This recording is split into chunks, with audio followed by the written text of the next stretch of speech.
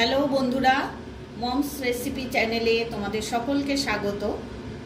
আজকে আমি তোমাদের সামনে মাছের মাথা দিয়ে মুড়ি ঘন্ট করে দেখাবো। তা প্রথমে আমি মাছের মাথাটাকে ভালোভাবে নুন হলুদ মাখিয়ে নিয়েছি। এখন কড়াইতে আমি তেল দিয়ে দিয়েছি, তেলটা গরম করে নিয়েছি।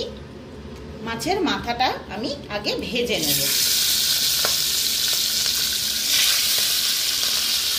মাছগুলোকে ভালো করে লাল করে ভেজে নিয়েছি। মাথাগুলোকে এরকম লাল করেই মাথাগুলো ভাজতে হবে, না হলে একটা আস্তে গন্ধ বেরোবে। এবারে আমি মাথাগুলোকে তুলে নেব।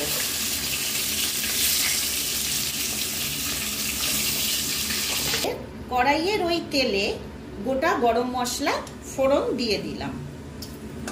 দিয়ে আগে থেকে আমি গোবিন্দভোগ চালকে ধুয়ে জল ঝরিয়ে রেখে দিয়েছি, এগুলো তেলের মধ্যে দিয়ে দেব।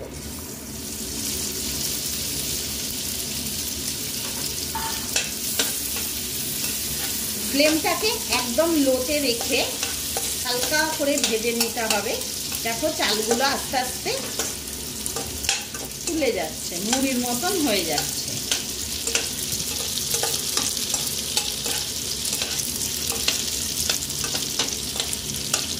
এরপরে একটু সাইড করে নেব চালগুলোকে, নিয়ে তার মধ্যে দিয়ে দেব পেঁয়াজ কুচি।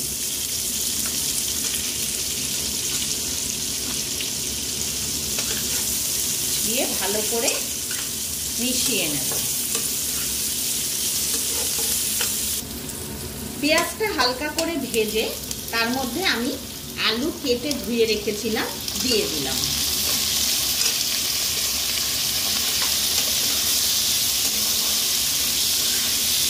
আলুগুলোকে অল্প একটু ভেজে নেব।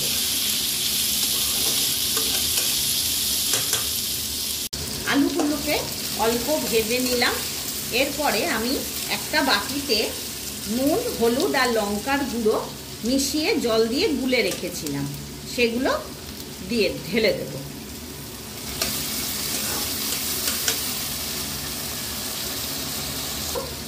সেই বাসনটাকেও ধুয়ে একটু জল দিয়ে দিলাম।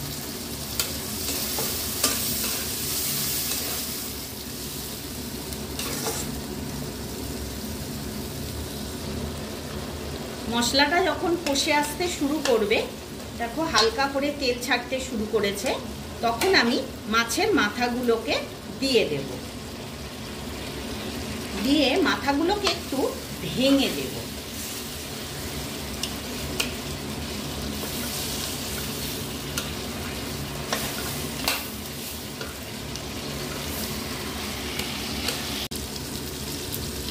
দেখো মশলাটা পুরোপুরি কষে গেছে। এইবারে আমি জল দিয়ে দেব।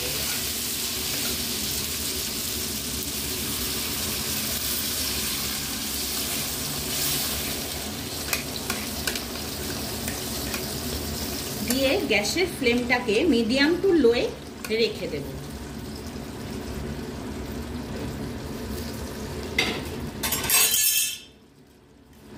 আর ঢাকা দিয়ে দিলাম। এবারে ঢাকা উঠিয়ে দেখব যে আলু সিদ্ধটা হয়েছে কিনা।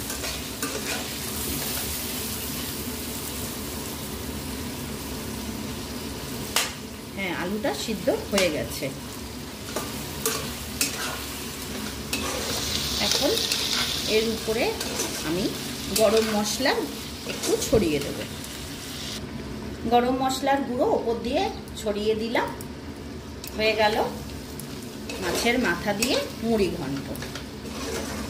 আজকের রেসিপি এখানেই শেষ। আবার নতুন রেসিপি নিয়ে তোমাদের সামনে চলে আসবো।